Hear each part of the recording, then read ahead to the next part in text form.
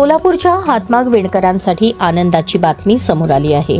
मुख्यमंत्री देवेंद्र फडणवीस यांनी सोलापूरच्या प्रसिद्ध हातमाग सिल्क साडीचा पारंपरिक वस्त्रोद्योगात समावेश करण्याच्या सूचना प्रशासनाला दिल्या आहेत। ही मागणी आमदार देवेंद्र कुठे यांनी पावसाळी अधिवेशनादरम्यान मुख्यमंत्री आणि वस्त्रोद्योग मंत्री संजय सावकारे यांच्याकडे केली होती।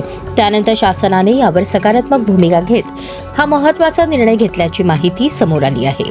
सोलापूरची हातमाग सिल्क साडी ही राज्यासह देशभरात प्रसिद्ध असून तिच्या निर्मितीसाठी विणकरांना अत्यंत कौशल्य, मेहनत आणि बारकाईने काम करावे लागते। मात्र आतापर्यंत राज्याच्या पारंपरिक वस्त्रोद्योगाच्या अधिकृत यादीत या साडीचा समावेश नव्हता।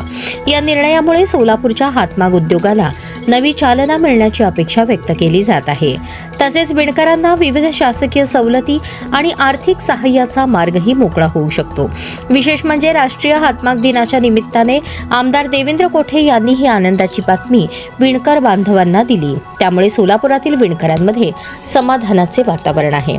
दरम्यान हा निर्णय विकसित महाराष्ट्र 2047च्या दिशेने सोलापूरच्या पारंपरिक वस्त्रोद्योगाला अधिक बळ देणारा ठरेल असा विश्वास व्यक्त करण्यात येत आहे।